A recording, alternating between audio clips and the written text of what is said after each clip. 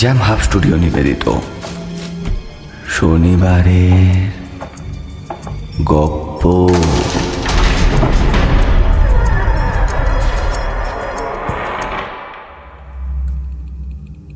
প্রতি শনিবার রহস্য রোমাঞ্চে ভরপুর গল্প দিয়ে সাজানো আমাদের শনিবারের গপ্প শুনতে সাবস্ক্রাইব করুন আমাদের YouTube channel jam hub studio. সঙ্গে থাকুন, শুনতে থাকুন।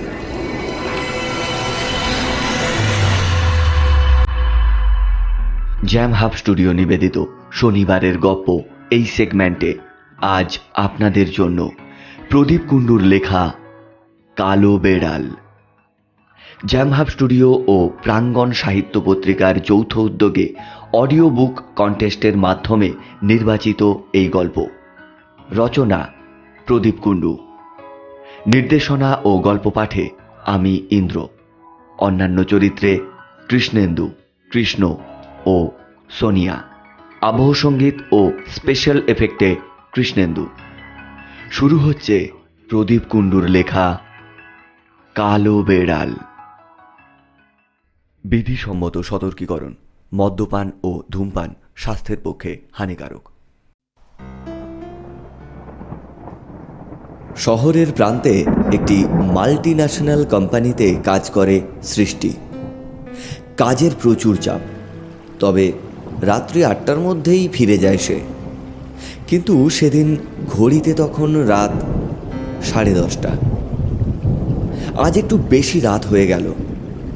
শ্রাবণ মাস, সন্ধে থেকে অঝোর ধারায় বৃষ্টি হচ্ছে। রঞ্জনও বৃষ্টি হচ্ছে দেখে চলে গেল। ওকে না যেতে বললেই হতো, কালকেই মিটিং, তাই আজকের প্রেজেন্টেশনটা বানিয়েই ফিরতে হতো। এই ভেবেই ওকে চলে যেতে বললাম, না হলে কাল করা কোনোভাবেই সম্ভব নয়। মাঝে কম্পিউটারটাও এমন বিগড়ে গেল যে ঠিক হতে প্রায় সন্ধে হয়ে গেল। তারপর প্রেজেন্টেশন বানাতে বানাতে খেয়ালই নেই কখন 10:30 বেজে গেছে। ভাগ্যিস সিকিউরিটি গার্ড এসে বলল, হ্যাঁ এখন 10:30 বাজে। রাতের লাস্ট বাসটাও 10টায় চলে গেছে। রাস্তায় লোকজন কেউ নেই বললেই চলে। সৃষ্টি অনেকক্ষণ দাঁড়িয়ে দাঁড়িয়ে কথাগুলো ভাবছিল। উপায় না দেখে কারোর থেকে লিফট চাইবে সে ঠিক করল। কিন্তু এত রাতে একটা মেয়ে লিফট চাইলে তাতে বিপদের ঝুঁকিও আছে। আবার ট্যাক্সি ধরলেও একই ঝুঁকি। এদিকটায় তেমন ট্যাক্সি আসে না। অবশেষে উপায়ান্তর না দেখে একটি গাড়িকে হাত দেখালো। গাড়িটা কিছুটা এগিয়ে গিয়ে থামল। সৃষ্টি বলল, আমি গড়িয়া যাব, আমায় একটু ছেড়ে দেবেন? লাস্ট বাসটাও চলে গেছে। যদি এইটুকু সাহায্য করেন উপকৃত হই। গাড়ির ভেতর থেকে একজন স্মার্ট যুবক উত্তর দিলেন, হ্যাঁ নিশ্চয়ই, উঠে আসুন। সৃষ্টি মনে কিছুটা ভয় নিয়ে গাড়িতে উঠল। নিজের পরিচয় দিয়ে সে বলল, আমি একটি আইটি কোম্পানিতে কাজ করি। আপনি আমার আজ বড় উপকার করলেন। আপনার নামটা জানতে পারি? আমি নিখিল রায়। আমি ছোটোখাটো একটা চাকরি করি বলতে পারেন। ও ভালোই হলো, তাহলে আমরা বন্ধু হতে পারি। নিখিল শুধু একটু হাসল। কিছুক্ষণের মধ্যেই গাড়ি গড়িয়া ফ্লাইওভারের কাছে চলে এলো। নিখিল বলল, আপনার গড়িয়া চলে এসেছে। আপনি কি এখানেই নামবেন নাকি পৌঁছে দেব? না, অনেক ধন্যবাদ। আমি এখান থেকে হেঁটে চলে যেতে পারবো। আমাকে পৌঁছে দিয়ে আপনি আমার অনেক বড় উপকার করলেন। সৃষ্টি গাড়ি থেকে নেমে পড়ল। পরের দিন সকালে সৃষ্টি প্রেজেন্টেশন দিতে গিয়ে অবাক হয়ে যায়। সামনে বসে নিখিল, কাল যে তাকে সাহায্য করেছিল। সে আসলে তার বসের বন্ধু। এই কোম্পানির দায়িত্ব এখন নিখিলই নিতে চলেছে। প্রেজেন্টেশন শেষে সৃষ্টি কিছুটা লজ্জায় ইতস্তত করে বলল, কালকের জন্য আপনাকে অনেক অনেক ধন্যবাদ। কালকে আপনি একবারের জন্যও বলেননি আজ আপনি আমাদের কোম্পানির দায়িত্ব নিচ্ছেন। আগে বন্ধুত্বটা হোক। কফি খেতে যাবেন? ও নিশ্চয়ই। কিন্তু কফিটা আমি খাওয়াবো কালকের জন্য। ওকে, নো প্রবলেম। চলুন তাহলে যাওয়া যাক। এরপর নিখিলের সাথে সৃষ্টির বন্ধুত্ব বাড়তে থাকলো। প্রতিদিন লাঞ্চের সময় নিখিল সৃষ্টিকে লাঞ্চ করাতে নিয়ে যেত। প্রতিদিন অফিস শেষে নিখিল সৃষ্টিকে তার বাড়ি পৌঁছে দিত। সৃষ্টির খুব তাড়াতাড়ি প্রমোশন হয়ে গেল। সৃষ্টি আস্তে আস্তে তার বন্ধু রঞ্জনকেও ভুলে যেতে থাকলো। সৃষ্টির এই পরিবর্তন নিয়ে অফিসে রঞ্জনকে প্রায়ই তার সহকর্মীদের মজা সহ্য করতে হতো। রঞ্জন তাতে কিছু মনে করতো না, কারণ রঞ্জন ভাবত সৃষ্টি কখনোই তাকে ভুলবে না। মুখে না বললেও সৃষ্টি ওকে ভালোবাসে, আর সৃষ্টি যদি নিখিলকে ভালোবাসে সেটা নিশ্চয়ই রঞ্জনকে বলতো। সৃষ্টি প্রতিবারই বলেছে রঞ্জন তার সবচেয়ে প্রিয় বন্ধু, নিখিল তো নতুন বন্ধু। বেশ কিছুদিন যাওয়ার পর রঞ্জন বুঝতে পারল সৃষ্টি আর নিখিলের সম্পর্ক বন্ধু থেকে প্রেমের পর্যায়ে পৌঁছে গেছে। অফিসের রঞ্জন সৃষ্টির পুরনো বন্ধু। রঞ্জনের সৃষ্টির প্রতি ভালোবাসা অনেক দিনের, কিন্তু কখনো সে মুখ ফুটে বলতে পারেনি সৃষ্টিকে। যখন দেখলো নিখিল আর সৃষ্টি একে অপরের প্রতি ভালোবাসায় মগ্ন, তখন আর সে চুপ থাকতে পারল না। একদিন অফিস আসার আগেই বাড়িতে পৌঁছে গেল রঞ্জন। সৃষ্টি, তোর সাথে একটা কথা আছে। হ্যাঁ বল, কি এমন কথা যে অফিসে বলা যেত না? সকাল সকাল একেবারে বাড়িতে চলে আসতে হলো। আমারও একটা কথা আছে তোকে বলার। আগে তুই বল শুনি, তারপর আমি বলবো। না, কথাটা আমার অনেক দিনের, তোকে বলে ওঠা হয়নি। কি এমন কথা বল আগে শুনি। রঞ্জন ভাবছিল কিভাবে কথাটা বলবে, কিন্তু রঞ্জনকে বলতেই হবে আজকে তার মনের কথাটা। এসব কথা ভাবতে ভাবতে সে খানিকক্ষণ চুপ করে বসে রইল। কি রে, বল কি বলবি? অফিস যেতে লেট হয়ে যাবে, দেরি হলে কিন্তু নিখিল আবার বাড়ি চলে আসবে আমায় নিতে। আমি আর পারছি না না বলে থাকতে সৃষ্টি। আসলে আমার তোকে স্কুল লাইফ থেকেই ভালো লাগে, কখনো বলে উঠতে পারিনি। আমি ভাবতাম তোরও হয়তো আমায় ভালো লাগে, হয়তো তুই একদিন আমায় বলবি। কিন্তু কোথা থেকে নিখিল এলো জানি না, তারপর থেকে তুই পাল্টে গেছিস। এখন আর অফিসেও আমার সাথে কথা বলিস না, তুই অনেক পাল্টে গেছিস। এসব পাগলামো ছাড়। তুই আর আমি ভালো বন্ধু ছিলাম আর আছি। বন্ধুত্বের মাঝে এইসব প্রেমটে মানিস না, এতে শেষ পর্যন্ত বন্ধুত্বটাই নষ্ট হবে। আর তুই তো জানিস আমি নিখিলকে কতটা ভালোবাসি। ইনফ্যাক্ট ওর কথা কিছুদিনের মধ্যে আমি আমার বাড়িতে জানাবো। তার আগে আমি তোকেই বলতাম, আমাদের সম্পর্কটা অনেক দূর এগিয়ে গেছে, অতএব এখন এই কথাটা ভুলে যাওয়াই ভালো। তুই একটা ভালো মেয়ে দেখে প্রেম কর, আমার চেয়েও ভালো মেয়ে পাবি। আর তোর যথেষ্ট কোয়ালিটি আছে, অফিসের অনেক জুনিয়রই তোর প্রশংসা করে। তুই বলিস তো আমি তোর হেল্প করতে পারি। রঞ্জনের মনে খুব কষ্ট হচ্ছিল, তবুও সৃষ্টিকে একটাও কথা না বলে বেরিয়ে গেল বাড়ি থেকে। ঠিক সেই সময় নিচ থেকে নিখিলের গাড়ির হর্নটা শুনতে পেল সৃষ্টি। আসছি, দাঁড়াও, আজ একটু দেরি হয়ে গেল, জাস্ট 10 মিনিট। সৃষ্টি তাড়াতাড়ি রেডি হয়ে নিল। রঞ্জনের জন্য খারাপও লাগছিল। গাড়ির কাছে যেতেই নিখিল বলল, তাড়াতাড়ি উঠে এসো। অফিসে রঞ্জন এসেছিল দেখলাম, কি ব্যাপার, কিছু বললো নাকি? সৃষ্টি নিখিলকে সব বলল। নিখিল চুপ করে সব কথা শুনল, সেই মুহূর্তে কিছুই বলল না। সৃষ্টির সামনে সব বিষয়টা হেসে উড়িয়ে দিল। সৃষ্টি নিখিলকে জিজ্ঞাসা করলো, আমাদের কথাটা কবে বলবে বাড়িতে? তুমি কেবল কিছুদিন বলে আটকে রাখছো। আমি আর পারছি না, মাও কিছুদিন ধরে জিজ্ঞেস করে যাচ্ছে। হ্যাঁ, সবুরে মেওয়া ফলে, ওয়েট করো। সৃষ্টি অফিসে গিয়ে দেখল রঞ্জন অফিসে আসেনি। রঞ্জনের জন্য মনটা খারাপ হয়ে উঠল তার। সে মনে মনে ভাবল, রঞ্জন সেই ছোটবেলার বন্ধু, বিপদে আপদে সব সময় পাশে থেকেছে, কিন্তু কখনো নিজের কথা বলেনি। সৃষ্টি আসলে ওকে বন্ধু হিসেবেই দেখত। হয়তো নিখিলের সাথে দেখা হওয়ার আগে যদি ও ওর মনের কথাটা একবার বলতো, সৃষ্টি আর রঞ্জনের সম্পর্কটা তখন হয়তো পসিবল ছিল। কিন্তু এখন সৃষ্টি সর্বস্ব দিয়ে নিখিলকে ভালোবেসেছে। এই অবস্থায় সৃষ্টি আর অন্য কারোর কথা ভাবতেও পারবে না। এটা সেটা ভাবতে ভাবতে সে অফিসের কাজে ব্যস্ত হয়ে গেল। মাঝে নিখিল অফিসের কাজে বাইরে বেরোলো। বিকেলের দিকে সৃষ্টি রঞ্জনের ফোন নাম্বারে ফোন করলো একবার। ফোনটা সুইচ অফ। ভাবল বিকেলে একবার রঞ্জনের সাথে গিয়ে দেখা করে আসবে। আসলে সৃষ্টি ভয় পাচ্ছিল। রঞ্জন খুব চাপা স্বভাবের, ও যদি কিছু একটা করে ফেলে। বিকেলবেলায় একটু তাড়াতাড়ি নিখিলকে বলে রঞ্জনের সাথে দেখা করবে বলে বেরিয়ে পড়ল সে।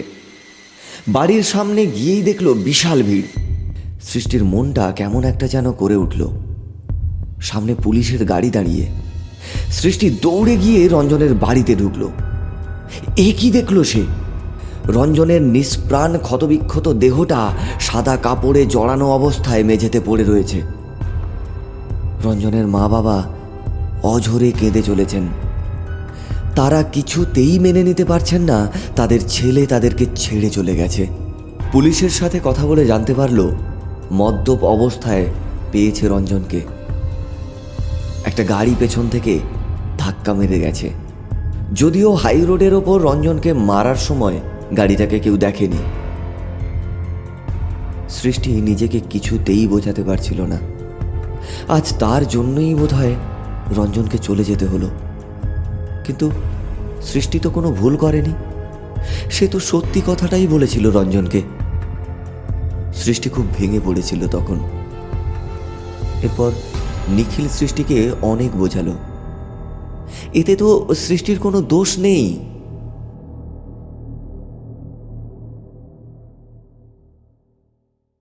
এরপর বেশ কয়েকটা মাস কেটে যায়। আস্তে আস্তে সৃষ্টিও স্বাভাবিক হয়ে আসে। কিন্তু প্রায় 3 মাস পর সৃষ্টি হঠাৎ তার শরীরের একটা পরিবর্তন অনুভব করল। কদিন ধরেই নিখিলকে সে ডাক্তারের কাছে নিয়ে যেতে বলছে। নিখিল কেবল এড়িয়ে যাচ্ছে বিষয়টা। অবশেষে সৃষ্টি নিজেই ডাক্তার দেখিয়ে ডাক্তারি পরীক্ষা করাতে জানতে পারল সে অন্তঃসত্ত্বা। দৌড়ে গেল নিখিলের কাছে। নিখিল তখন অফিসের কাজে ব্যস্ত। সৃষ্টিকে দেখে সে জিজ্ঞাসা করলো, কি হয়েছে? তোমাকে এরকম উদ্ভ্রান্ত দেখাচ্ছে কেন? আমি অন্তঃসত্ত্বা। কি বলছো? কি করে জানলে? আমি পরীক্ষা করিয়েছি, এই যে তার রিপোর্ট। নিখিল রিপোর্টের কাগজটা নিয়ে দেখল সৃষ্টি ঠিকই বলছে। নিখিল সৃষ্টিকে বলল অ্যাবর্শন করাতে। এই মুহূর্তে সে বিয়ের ব্যাপারে কিছুই ভাবতে পারছে না। সামনেই নিখিলের একটা আমেরিকা ট্যুর আছে। সেখান থেকে এসে তারপর বিয়ের ব্যাপারে ভাববে সে। কিন্তু সৃষ্টি মানতেই চাইল না। সে বলল, তোমার আমেরিকা ট্যুর তো 1 সপ্তাহ পরে। 1 সপ্তাহের মধ্যে কিছু একটা করো। আমি কিচ্ছু শুনতে চাই না। আমি আমার সন্তানকে কখনোই নষ্ট করব না। তাছাড়া মাও জেনে গেছে আমি প্রেগনেন্ট। মা তোমাকে দেখা করতে বলেছে। নিখিল নানা কথার মাধ্যমে আসল কথাটা এড়িয়ে যেতে চাইছিল বারবার, কিন্তু সৃষ্টি কিছুতেই বুঝতে চায় না। অবশেষে নিখিল বলে সন্ধেবেলা তার বাড়িতে আসতে, সেখানে বসে তার সঙ্গে কথা বলবে সে। নিখিল সন্ধে হতেই অফিস থেকে বেরিয়ে বাড়ি ফিরছিল। হঠাৎ একটা কালো বেড়াল তার গাড়ির রাস্তা কাটল। নিখিল ওসব মানে না, এগিয়ে গেল সে। কিছুক্ষণ পর ওষুধের দোকান থেকে কিছু ঘুমের ঔষধ কিনল সে। এরপর গাড়িতে উঠতে যাবে এমন সময় দেখল গাড়িতে সেই কালো বেড়ালটা। তার চোখ দুটো কেমন জ্বলছে। তারপর কোনো বিলম্ব না করেই নিখিলের ওপর ঝাঁপিয়ে পড়ল বেড়ালটা। নিখিল কোনো রকমে ছুঁড়ে বাইরে ফেলে দিল বেড়ালটাকে। নখের আঁচড়ে নিখিলের হাতটা কিছুটা কেটে গেছে। নিখিল তার হাত দেখে চমকে উঠল।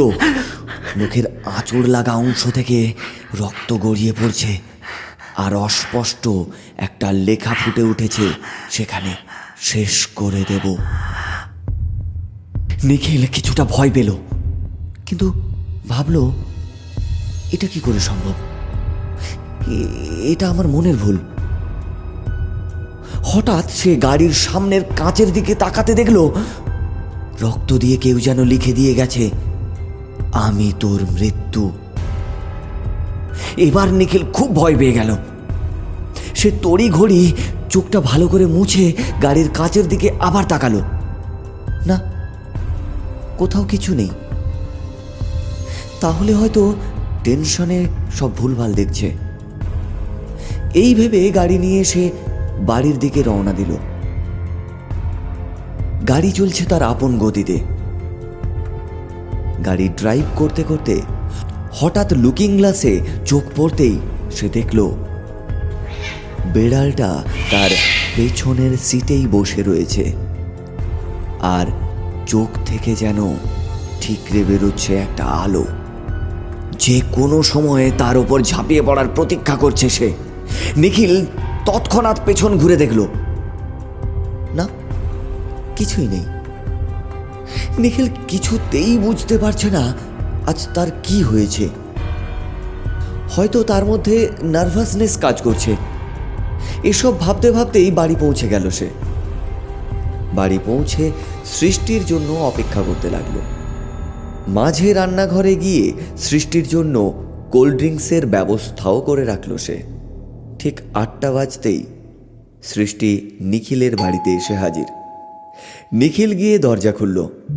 সৃষ্টি ভেতরে এসেই নিখিলকে জড়িয়ে ধরল। প্লিজ, আমি তোমার পায়ে ধরছি, তুমি আমাকে বাঁচাও। আমি তোমার সন্তানের মা হতে চাই। আমি নষ্ট করব না আমার সন্তানকে। নিখিল সৃষ্টিকে কাছে টেনে বলল, ধুর পাগলি, কাঁদে না কাঁদে না, আমি আছি তো। আমি কালই যাব তোমার মায়ের সাথে দেখা করতে। সৃষ্টি কথাটা বিশ্বাস করতে পারছিল না। সকালের নিখিল আর এখনকার নিখিল পুরোপুরি আলাদা। সে বেশ খানিকক্ষণ নিখিলকে জড়িয়ে ধরে রাখল। সৃষ্টির মনে তখন পূর্ণতার আলো। হঠাৎ নিখিলের চোখ পড়ল ঘরের কোণে বসে রয়েছে সেই কালো বেড়ালটা। নিখিলের দিকে এক দৃষ্টিতে তাকিয়ে রয়েছে। নিখিল তৎক্ষণাৎ সৃষ্টিকে ছেড়ে তেড়ে গেল তার দিকে। হ্যাট হ্যাট, যা যা। আরে, একটা বেড়াল দেখে এত ভয়? নিখিল কিছুই বলল না। সৃষ্টি খাবে না জেনেও সৃষ্টিকে হুইস্কি অফার করলো। সৃষ্টি না করতেই সৃষ্টিকে কোল্ড ড্রিঙ্কস ঢেলে দিল সে। নিজের গ্লাসে ঢালল হুইস্কি। হঠাৎ দেখল হুইস্কিটা কেমন রক্তের মতো হয়ে যাচ্ছে। নিখিল ঠান্ডা এসির মধ্যেও ঘামতে শুরু করলো। কি হয়েছে? তুমি ওরকম কাঁপছো কেন? তোমার কি শরীর খারাপ? সৃষ্টি কাছে এসে দেখলো নিখিল যেন ভয় পেয়েছে। নিজেই কোল্ড ড্রিঙ্কসের গ্লাসটা হাতে নিয়ে বলল, কি হয়েছে তোমার? কেমন একটা ব্যবহার করছো? ও কিছু না, আসলে চিন্তায় মাথাটা একটু ধরেছে। কি করে কি করব সেটাই ভাবছি। তোমার মায়ের সাথে কবে দেখা করতে যাব, আমাদের ভবিষ্যৎ কি হবে, ছেলে হবে না মেয়ে হবে, এইসব। ও তেমন কিছু না, সকাল থেকে শরীরটা একটু খারাপ। তুমি কোল্ড ড্রিঙ্কসটা খাও, আমি একটু মুখে চোখে জল দিয়ে আসি। নিখিল উঠে বাথরুমে চলে গেল। সৃষ্টি সোফায় বসে কোল্ড ড্রিঙ্কসটা খেতে খেতেই তার মাথাটা কেমন যেন ধরে গেল। একই সৃষ্টি আস্তে আস্তে ঢলে পড়ল গভীর ঘুমে। নিখিল ঘরে ঢুকতে যাবে এমন সময় তার মনে হলো বাইরে থেকে একটা কে যেন চলে গেল। কাঁচের জানালায় ফুটে উঠল তার স্পষ্ট ছায়াটা। হঠাৎ কলিং বেলের শব্দ, কেউ যেন এসেছে। নিখিল ভয় পেয়ে গেল। সৃষ্টি তখন ঘুমে ঢলে পড়েছে। নিখিল বুঝল ঔষধে কাজ হয়েছে। এবার সৃষ্টিকে টানতে টানতে এসে নিয়ে গেল তার বেডরুমে। তারপর সে সদর দরজা খুলল। না, কাউকে দেখতে পেল না। নিখিল খুব নার্ভাস হয়ে পড়েছে। তার খালি মনে হচ্ছে কেউ যেন তাকে ফলো করছে। নিখিল দরজা বন্ধ করে বেডরুমে যেতে যাবে, হঠাৎ তার চোখ পড়ল সোফায়। সৃষ্টি এখানে এলো কি করে? নিখিল যেন নিজের চোখকে বিশ্বাস করতে পারছে না। দৌড়ে গিয়ে বেডরুমে দেখলো সৃষ্টি নেই। তাহলে কি নিখিল কি করেছে? তার সাথে কি হচ্ছে সে কিছুই বুঝতে পারছে না। না না, হাতে বেশি সময় নেই। সে চটপট বুদ্ধি করে সৃষ্টির মোবাইলটা নিয়ে বাড়িতে একটা মেসেজ করে দিল, আমি আজকের বর্ষাদের বাড়ি যাচ্ছি, ওদের বাড়িতেই থাকবো, আজ বাড়ি ফিরবো না। তারপর আর দেরি না করে নিখিল সৃষ্টিকে টানতে টানতে নিয়ে চলল তার গাড়ির কাছে। গাড়ির কাছে গিয়ে গাড়ির ডিকিটা খুলে সৃষ্টির দেহটা ভরে দিল নিখিল। নিখিল গাড়িতে উঠে গাড়িটা স্টার্ট করতে যাবে, কিন্তু কিছুতেই গাড়িটা স্টার্ট হচ্ছে না। বারবার চেষ্টা করছে সে, অনেকবার চেষ্টা করার পরেও গাড়িটা স্টার্ট নিল না। বেশ কিছুটা সময় পর গাড়ি স্টার্ট নিল। তারপর সে গাড়ি নিয়ে বেরিয়ে পড়ল। বেশ কিছুটা যাওয়ার পর লুকিং গ্লাসে সে দেখল সৃষ্টি বসে আছে গাড়ির পেছনের সিটে, আর তার দিকে তাকিয়ে আছে বিস্ফারিত দৃষ্টিতে, ঠিক সেই বেড়ালটার মতো। তার দু চোখ থেকে আগুনের ফুলকি বের হচ্ছে। নিখিল পেছনের দিকে তৎক্ষণাৎ ঘুরে তাকালো। না, কেউ নেই। গাড়ির পেছনের সিট একদম ফাঁকা। সে গাড়িটা রাস্তার একটা ধারে দাঁড় করিয়ে দিল। গাড়ি থেকে নেমে ডিকিটা ঠিকঠাকভাবে লক আছে কিনা সেটা দেখার জন্য সে একবার পেছনের দিকে গেল। না, সবই তো ঠিক রয়েছে। একবার থমকে দাঁড়িয়ে বেশ কিছুক্ষণ ভাবল। তারপর সে আবার গাড়িতে উঠে বসল। গাড়ি আরো কিছুটা এগিয়ে চলল। বেশ কিছুটা যাওয়ার পর সে আবার অনুভব করল পেছনের সিটে সৃষ্টি বসে আছে, আর লুকিং গ্লাসে ফুটে উঠেছে সেই দুটো চোখ। নিখিল আর দেরি না করে শটান ব্রেক করে গাড়িটাকে থামিয়ে দিল। এবার আর পেছনের সিটে না তাকিয়ে সেই শটান গাড়ির দরজা খুলে বাইরে বেরিয়ে ডিকিটা খুলে দেখল সৃষ্টি গভীর ঘুমে তখনও আচ্ছন্ন। আবার ডিকিটা বন্ধ করে গাড়ি চালাতে শুরু করলো নিখিল। মনে মনে ভাবতে লাগলো সৃষ্টিকে ঘুম পাড়িয়ে তার দেহ ব্রিজ থেকে ফেলে দিয়ে আসবে খালের জলে। কেউ বুঝতেও পারবে না, আর বুঝলেও নিখিলের বন্ধু থানার চার্জে আছে, ও সব সামলে নেবে। এইভাবে সৃষ্টি তার জীবন থেকে চির বিদায় নেবে। ইতিমধ্যে গাড়ি পৌঁছে গেল সেই খালের কাছে। গাড়িটা থামিয়ে সে পকেট থেকে বেনসন অ্যান্ড হেজেস সিগারেটটা বের করে একটা সুখ টান দিল। সৃষ্টির আর নতুন সৃষ্টি এ জন্মে হলো না। সৃষ্টির নিথর দেহটা সাঁতরে যাবে ধ্বংসের কালো অন্ধকারে। পরম তৃপ্তি নিখিলকে আষ্ঠে পৃষ্ঠে জড়িয়ে ধরেছে যেন। আর কোনো ঝামেলা থাকবে না, সব কিছুই শেষ হয়ে যাবে আর কিছু সময়ের মধ্যে। এই সমস্ত নানান কথা ভাবতে ভাবতে সে গাড়ির ডিকির কাছে এলো। এরপর মহানন্দে ডিকির চাবিটা খুলে সে হঠাৎ দেখল সৃষ্টি নেই। কোথায় গেল? এই তো কিছুক্ষণ আগেই সে গাড়িতে দেখেছে। হ্যাঁ, কিছুক্ষণ আগেই তো সে গাড়িটা থামিয়ে দেখেছে ডিকিতে সৃষ্টি ঘুমোচ্ছিল। নিখিলের মাথা খারাপ হয়ে যাচ্ছে। সে বুঝতে পারছে না তার সাথে কেউ কি মজা করছে। হঠাৎ ডিকিতে বেজে উঠল সৃষ্টির ফোনটা। হ্যাঁ, এই তো এটা তো সৃষ্টির ফোন। তার মানে নিশ্চয়ই নিখিল তুলেছিল সৃষ্টিকে। ফোনটা হাতে নিয়ে সে একবার ভালো করে দেখল, একটা অজানা নম্বরটাও কেমন যেন একটু অদ্ভুত উড়ে। তারপর ফোনটা রিসিভ করে কিছুক্ষণ চুপ করে রইল সে, কোনো কথা বলল না। ওপাশ থেকে তার কানেও কোনো কথা ভেসে এলো না। তবে কিছুক্ষণের মধ্যেই কানের ঠিক পাশে সে ঠান্ডা একটা শ্বাস অনুভব করল, আর তৎক্ষণাৎ তার কানের কাছে এসে কেউ যেন বলে গেল, আমি থাকতে তুই কখনোই সৃষ্টির ক্ষতি করতে পারবি না। আজ তোর মৃত্যু নিশ্চিত। কে কে কে কে বলছেন আপনি? নিখিলের সারা শরীর ঘামে ভিজে যাচ্ছে, ভয়ে কাঁপছে তার গোটা শরীরটা। উল্টো দিক থেকে উত্তর এলো, আমি রঞ্জন। রঞ্জন? রঞ্জন তো মারা গেছে। আমি নিজে ওকে গাড়ি চাপা দিয়ে মেরেছি।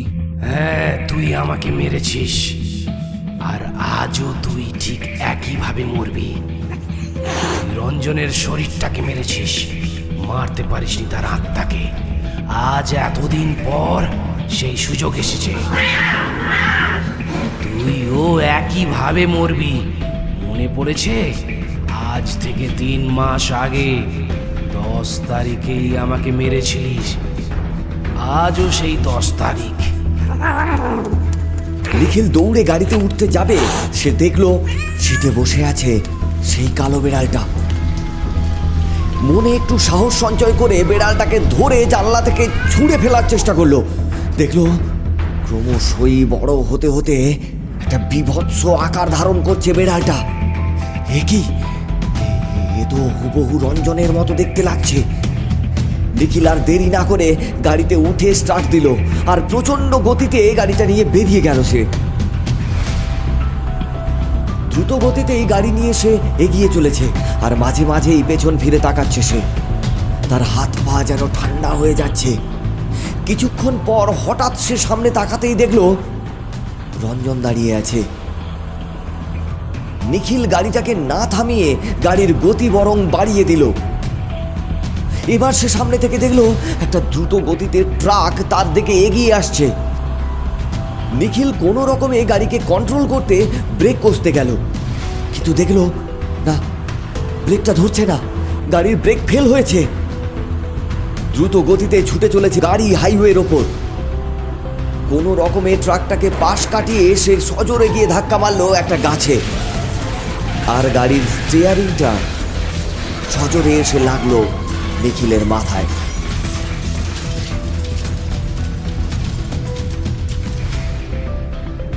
কোনো রকমে টেনে হিচড়ে গাড়ির দরজাটা খুলে সে নিজেকে বাইরে আনলো, আর বাইরে আসা মাত্র গাড়ির ওপর থেকে ঝাঁপিয়ে পড়ল সেই কালো বেড়ালটা। নিখিল বেড়ালটাকে সরিয়ে দেওয়ার জন্য বারবার চেষ্টা করতে লাগলো, কিন্তু কোনোভাবেই তার শরীর থেকে সেই বেড়ালটাকে আলাদা করতে পারছে না। অনেক চেষ্টা করার পর সে কাতর কণ্ঠে বলে উঠল, রঞ্জন, রঞ্জন, আমাকে ছেড়ে দে, আমার ভুল হয়ে গেছে। এরপর দেখলো বেড়ালটা ক্রমশ রঞ্জনের আকার ধারণ করছে। হঠাৎ দেখলো পকেট থেকে পড়ে যাওয়া তার মোবাইল ফোনটা রঞ্জন তার দিকে বাড়িয়ে দিল।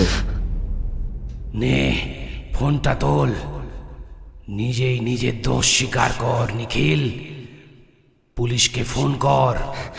রঞ্জন ভাই, আমার ভুল হয়ে গেছে, আমায় ক্ষমা করে দে।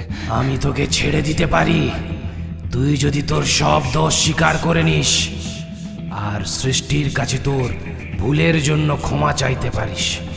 মনে রাখিস, সৃষ্টির যদি কোনো ক্ষতি হয়, আমি কিন্তু তোকে ছাড়বো না, ছাড়বো না।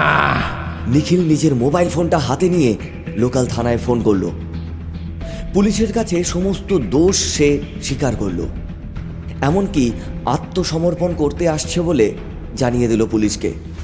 ঠিক তখনই দেখলো নিখিলের ফোনে বাড়ির ল্যান্ডলাইন থেকে ফোন আসছে। ফোন ধরতেই সে শুনতে পেল সৃষ্টি কাঁদছে। হ্যালো নিখিল, তুমি কোথায়? আমাকে এরকম করে একা ফেলে চলে যেও না নিখিল, আমি বাঁচবো না। নিখিল, তুমি কোথায়? নিখিল সৃষ্টিকে ফোনেই সবটা বলল, আর তারপরেই ফোনটা কেটে গেল। যা, সৃষ্টিকে গিয়ে বাঁচা, তারপর আত্মসমর্পণ কর। এতেই আমার মুক্তি হবে, এতেই আমার মুক্তি। নিখিল বাড়িতে গিয়ে দেখল সৃষ্টি নিজের হাত কেটে সুইসাইডের চেষ্টা করেছে। সৃষ্টিকে হাসপাতালে নিয়ে গিয়ে ভর্তি করলো নিখিল। ততক্ষণে পুলিশও এসে গেছে। নিখিলের সেই পুলিশ বন্ধুও ঘটনাস্থলে উপস্থিত। নিখিল তার বন্ধুর পায়ে ধরে ক্ষমা চাইতে থাকলো। এমন সময় নিখিলের সেই বন্ধু তাকে বলল, তুই যে কাজ করেছিস তার জন্য তোর ফাঁসি পর্যন্ত হতে পারে। আমি চেষ্টা করব তোর যতটা শাস্তি কমানো যায়। এই কেসের ফাইলটা এখন আমার কাছে আছে, কোনো সাক্ষীর অভাবে ওটা বন্ধই। তবে এরকম ভুল আবার করলে তোকে ফাঁসি দেওয়ার জন্য আমিই তদারকি করব। নিখিল মাথা নিচু করে দাঁড়িয়ে রইল। বিচারে নিখিলের 10 বছরের সাজাও হলো। যদিও দুদিন পর স্পেশাল পারমিশনে নিখিলের সাথে সৃষ্টির বিয়েও হলো। বিয়ের আগুনে হঠাৎ করেই নিখিল যেন দেখতে পেল রঞ্জনকে। সে যেন আজ খুব খুশি। রঞ্জন প্রকৃতই ভালোবাসত সৃষ্টিকে। সৃষ্টির কাছে থেকে তাই তার ভালোবাসাকে কেড়ে নিতে পারল না। সৃষ্টির সুখেই আজ রঞ্জন সুখী।